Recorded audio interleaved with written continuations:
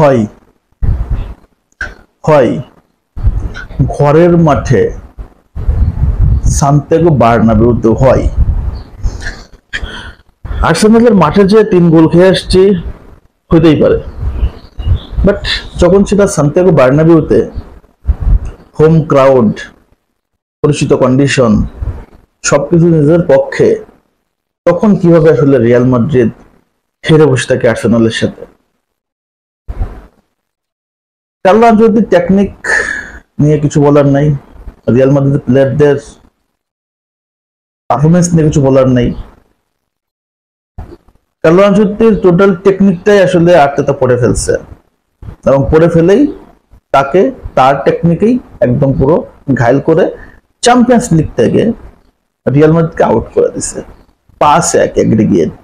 চিন্তা করছেন Real মাদ্রিদকে Arsenal, এই আর্সেনাল যদি আপনি রিয়াল মাদ্রিদের আগে 2টা ম্যাচ দেখেন প্রিমিয়ার লিগে, এবং 2টা ম্যাচই তারা ঘরের মাঠেই ম্যাচ রেজাল্ট বের করতে পারে নাই, আর তারা রিয়াল মাদ্রিদকে 2টা ম্যাচে 5-1 গোল দিছে। চিন্তা করছেন, গতকালকে ভাবছিলাম যে শুরু থেকে রিয়াল মাদ্রিদ প্রচুর প্রেসার ক্রিয়েট করবে, ফার্স্ট হাফেই মনে করেন যে 1টা অথবা 2টা গোল করে ফেলবে। সেটা তো হয়ই নাই, বরং ফার্স্ট হাফে রিয়াল গোল খেয়ে যাচ্ছিল। তিবো কর্তা যদি টাইব্রেকারটা পেনাল্টিটা সেভ না করতো, সাকা গোলটা দিয়ে দিত।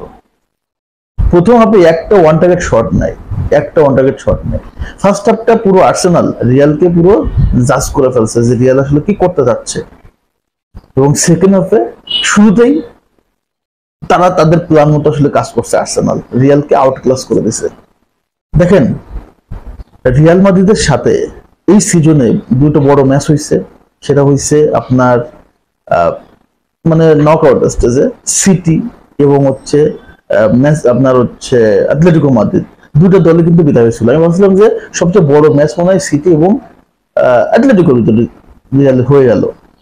আর্সেনাল যে সবচেয়ে বড় প্রতিপক্ষ ছিল এটা আমি কিন্তু ভাবি নাই, সত্যি কথা বলতে ভাবি না। ইংলিশ প্রিমিয়ার লিগে তাদের পারফরমেন্স দেখে আমার কাছে কখনো মনে হয় নাই যে আর্সেনাল রিয়ালকে থ্রেট তৈরি করতে পারে, এবং সেটা হলো রিয়ালকে আর্সেনালই বের করে দিল। রিয়াল মাদ্রিদের এই ক্রাউড, সান্তিয়াগো বার্নাবেউর যে প্রেশারটা কখনো মনে হয় নাই যে আর্সেনাল আসলে প্রেশারে পড়ছে। স্বাভাবিক ফুটবল খেলছে, স্বাভাবিক।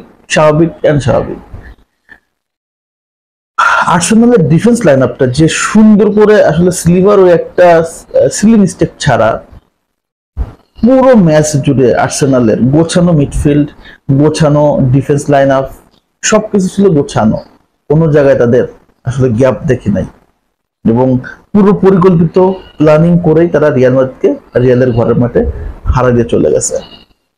এবং রিয়াল মাদ্রিদ তারা আসলে কি ভাই, রিয়াল মাদ্রিদকে আর্সেনালের চেয়ে খুব খারাপ দল আপনি যদি দেখেন, কিন্তু এই সিজনটাই যদি দেখেন লা লিগাতে, চ্যাম্পিয়ন্স লিগ গুলোতে সব জায়গায় রিয়াল মাদ্রিদ তো বাজেভাবে লিন্ডার হচ্ছে। কার্লো আনচেলত্তিকে নিয়ে সমালোচনা একটু করা উচিত। কেন করা উচিত? আমরা লা লিগাতে দেখছি ছোট ছোট ম্যাচগুলো রেজাল্ট বের করতে পারে না, ভ্যালেন্সিয়াতে ঘরের মাঠে হেরে গেছে, আর্সেনালের সাথে যে বড় বিলিন্ডার হলো।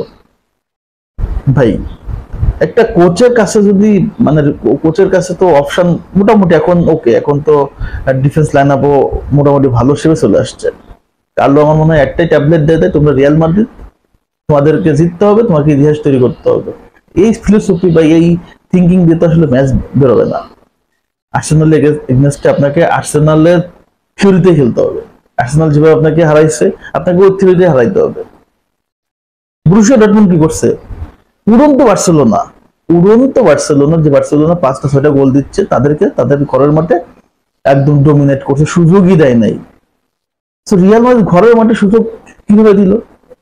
অবশ্যই এটা কার্লো আনচেলত্তির থিঙ্কিং এর বাইরে ছিল, এটা চিন্তাই করে না কার্লো আনচেলত্তি ভাবছে যে রিয়াল মাদ্রিদ ওই ইতিহাস পরিবর্তন করবে, বাট মাঠের খেলা ইতিহাস পরিবর্তন হয় না, এবং সেটা কার্লো আনচেলত্তির এই প্ল্যানটাকে আর্তেতা খুব সুন্দর করে মানে বুঝে ফেলছে, এবং সেভাবেই কাজ করছে, এবং রিয়ালের ঘরের মাঠে রিয়ালকে 2-1 গোল আসলে বার্নিশ করছে।